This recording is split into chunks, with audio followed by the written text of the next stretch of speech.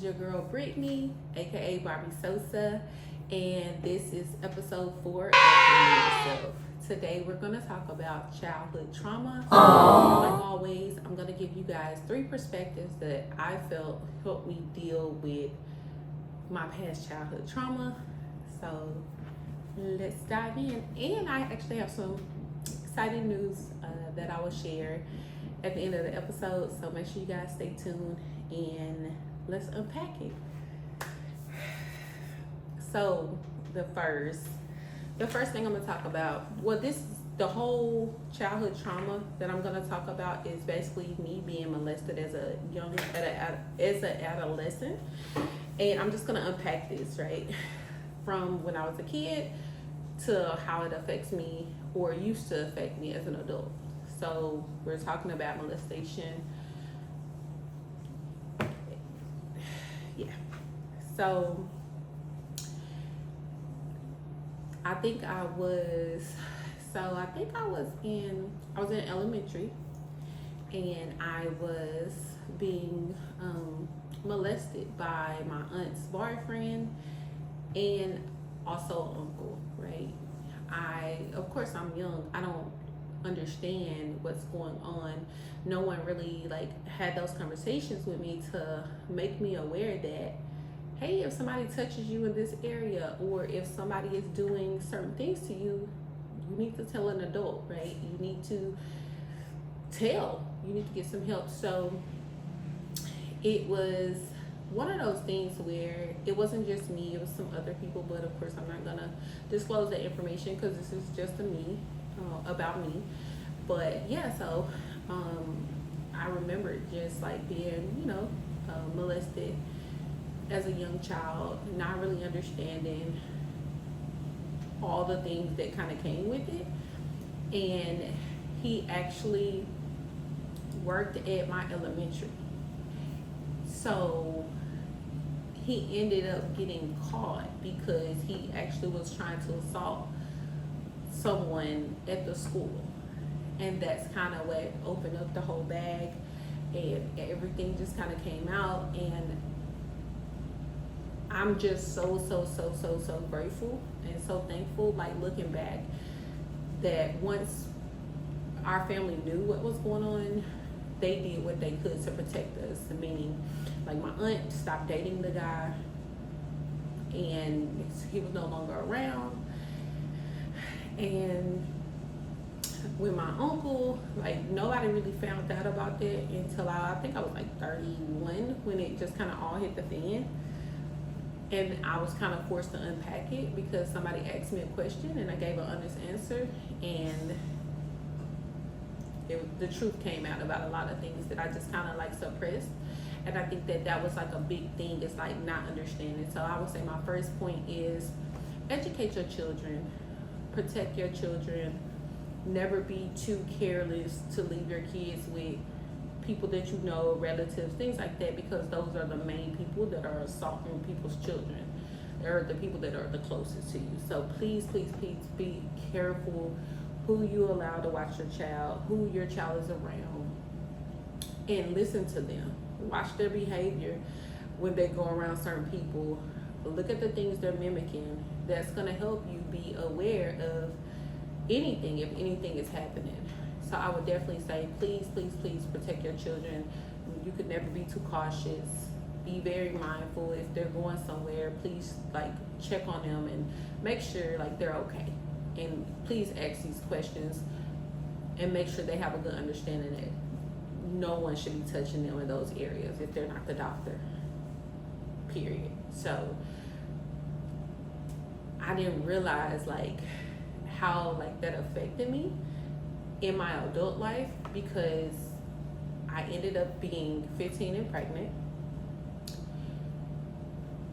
had my daughter at 16, and a lot of people thought I was fast because I had a kid at 16, but I was really just sexually active for 3 months and I got pregnant. But and this is so weird and kind of creepy too, I was 15 and pregnant, and a lot of people looked at me as an adult, and a lot of grown men were trying to talk to me because at that point they knew I was sexually active, because I was pregnant, right?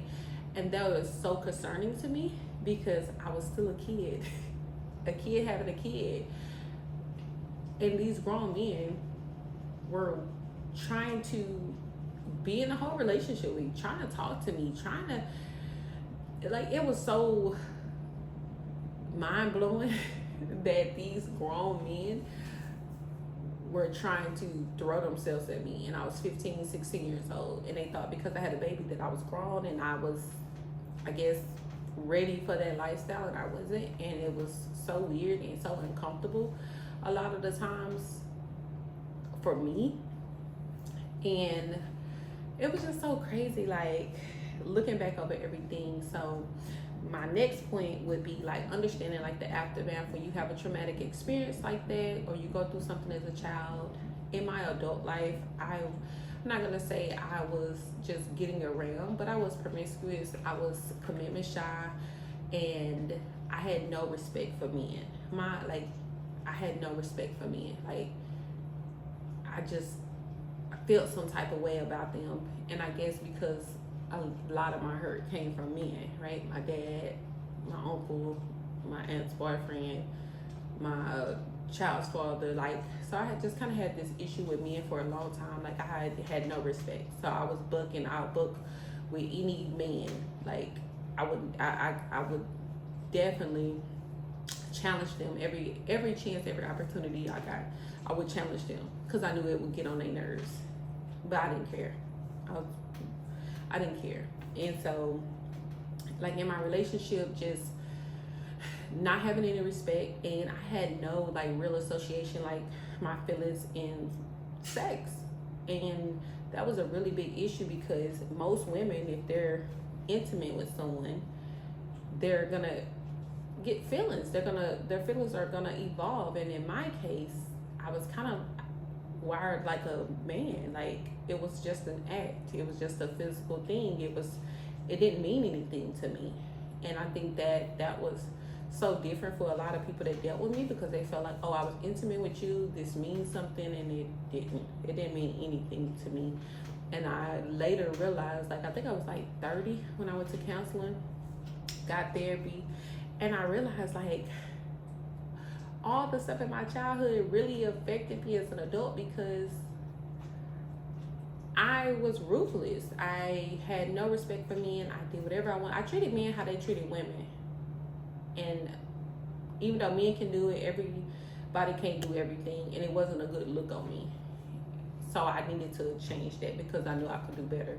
So that was the second point. Definitely would be like understanding the aftermath of the trauma, like getting the proper help, getting the proper tools and resources, just making sure like you can process what happened and you can associate it with what's going on in your current life so that you can fix it, because you don't want to keep living life and, oh, I unpacked this, but now these different behaviors are associated with the trauma that you're suppressing. So I think that was like a big thing. It's like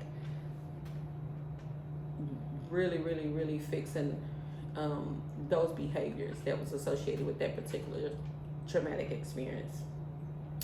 And I would definitely have to say, and I know this is hard for people, a lot of people don't like to do this. A lot of people are just kind of like, hey, this person robbed me of something and I just can't find it in my heart to forgive them.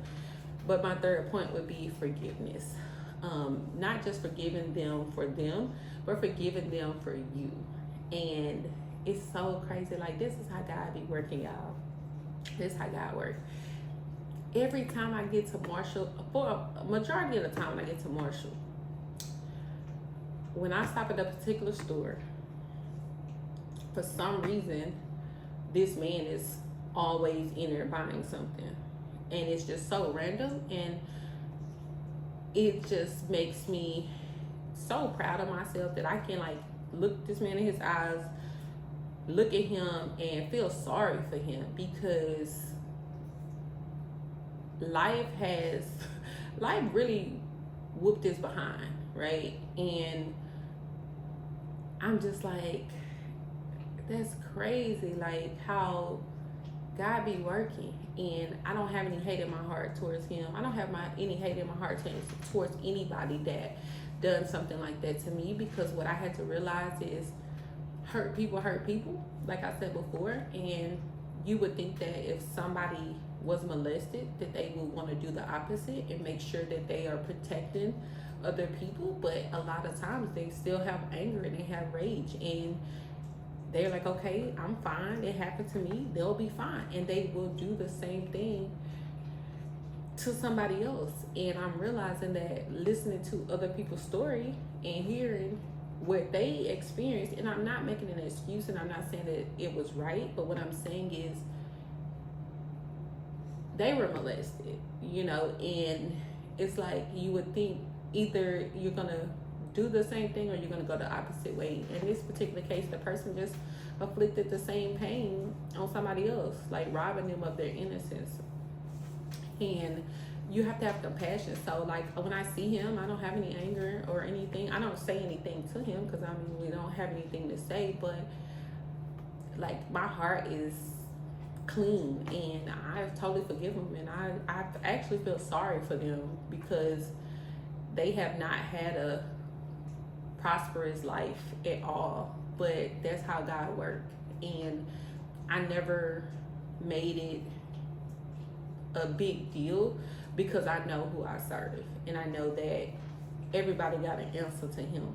And people may feel like they getting away with things, or things may be going unnoticed, but God sees everything. And I'm just so grateful. But it did make me become more like I became overprotective with my daughter. She don't hug on men. She never, like, she don't be staying at any and everybody's house. Anytime she's had company or friends, they came to my house. I monitored their behavior, all of this stuff, because it made me more aware, because it happened to me. And a lot of times people don't understand, when something happens to you, it would trigger something in you. And people thought like, oh, you're overreacting, like she's gonna be fine, like let her go. And I'm like, no, because I know what happens when you think you can trust somebody with your kid and they are abusing them. And I wanted to make sure that I did my due diligence as a mother and make sure I never put her in a position where someone could have assaulted her. I don't care if I have to counsel, whatever. She was going to work with me, I would do whatever. But I wanted to always protect her, protect her innocence. And I think being able to see her grow up and be the amazing young girl that she is, my inner child is like just screaming and hollering and just so excited, because she didn't have to have those kind of traumas and traumatic experiences and tragic things to happen to her, because it happened to me and I was the change. I was more aware, and I'm always speaking to people. And it's so crazy because you can have 10 women in a room and ask who's ever been molested or sexually assaulted, and 7 out of 10 are probably going to say they have. That is sad. That is sad. It's unfortunate, and it really does affect you and how you think and how you feel about sex or being intimate, because you become either cold or you feel everything. So if I give you my body, then that's supposed to be something so big, and we know how men are. They'll sleep with you and then dismiss you, and then women are like distraught and all of this because everything has a different association and feelings. So either you're gonna have feelings or you're not gonna have feelings when it comes to being intimate and dealing with the opposite sex. So protect your children is number one. Educate them, have those uncomfortable conversations, because you never know. 2, understanding the aftermath and the effect on you and your relationships. 3, forgiveness. Even if you don't want to forgive them, because you just never know. And I'm not making excuses, but I'm just saying you will hold on to certain things and it will weigh you down. And they don't even care. They probably haven't had one thought about it at all. And I just wanted to, like, I really felt this like on my spirit, because like people just don't understand like the environment. Like, you got all these grown people that's drinking Nobody's really paying attention to the kids. Nobody is really paying attention to anything. People having a good time, playing cards or whatever they're doing. And it's the perfect opportunity for somebody to assault your child and things like that when you're not paying attention. You're not aware. And I just feel like if you're going to be in certain environments where you're not going to be paying attention, then your kid don't need to be there. And this kind of goes back to like being aware of like what you're walking into and having your kid walk into. And I'm not saying drop your kid off every time you want to go somewhere, but what I'm saying is be cautious of the environments that you're going into, especially if you know you're going to have a good time. And that's you and what your kid got going on is not a priority. Like, and it's if you have somebody that's, you know, real trustworthy of them being there, then you could definitely like just take them there instead of having them around these drunk people and not knowing what people are capable of when they're under the influence. So yeah, so that is a part of who I am as a woman. It happened, and I think it's so crazy because I was married for like almost 10 years. We were together on and off about 15, and I think he just found out that I was like molested probably like 3 years ago. And that was after I had therapy, unpacked it. And now I'm just like, it happened. I'm not gonna cry about it, but I'm gonna make sure it doesn't happen to anybody else if I can help it, especially around me. I'm not going for it. So yeah, childhood trauma and understanding, like I didn't, like being older now, like I didn't get mad at my parents and all the different factors into me being in these certain situations and environments, because I felt like they were doing the best they could. And if you're going to point fingers and stuff, like what is that helping? It happened, it's done, it's over. I just want to heal. I just want to be able to unpack these things, share my story, talk to people about these things, and let them know like bad things happen to good people, right? So you just have to be able to keep going and understand there's always somebody out there that's going through the same thing, or that's, you know, experiencing it. And I just think that people need to start speaking up. We have to speak up. We have to talk about it. We have to stop letting people get away with doing these ungodly things. Protect our children. And yeah, like I'm at a place where I'm finally healing my inner child, and I'm so grateful. I thank God for this platform. I thank God for the opportunity, and I just really pray that I help somebody, and somebody really understand like how important it is to listen to your children, pay attention to your children. If you can do anything to keep them from being in a situation like that, like just do whatever you can. Please don't take things lightly. If a kid is accusing somebody of something, thoroughly look into it and make sure that the facts are the facts. So yeah, so this is episode 4, childhood trauma. And this is my truth, real, raw, and uncut. I am so proud of myself. I did not cry. I just knew I was gonna cry, but I didn't. So I made some hot tea. My voice is a little raspy, but we made it through the day. And yeah, so I wanted to share this with you guys. So my stuff came for my graduation. So I just wanted to unbox it with you guys like real quick. And they just sent me my instructions for the virtual, because it's going to be a virtual ceremony. And they sent me a picture frame to put my graduation picture in there. They sent me a pen, a Strayer alumni pen that I can put on my things. And they sent me some confetti poppers to pop once they call my name. And then I got my official tassel. So I'm excited, and I just wanted to share that with you guys. This is definitely a journey. This is Finding Yourself podcast. It's a lot of things that we're going to unpack. It's a lot of things we're going to talk about.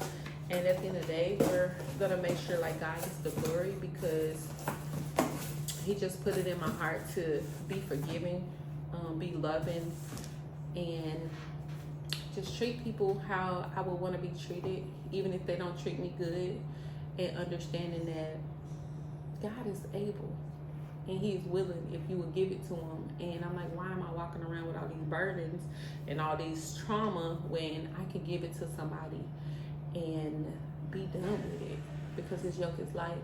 So I am so grateful. This is episode 4 of Finding Yourself podcast. I'm out. It's your girl Barbie Sosa. Please make sure you guys go to the YouTube channel. The podcast is on a couple different platforms: Amazon Music, Spotify, iHeartRadio,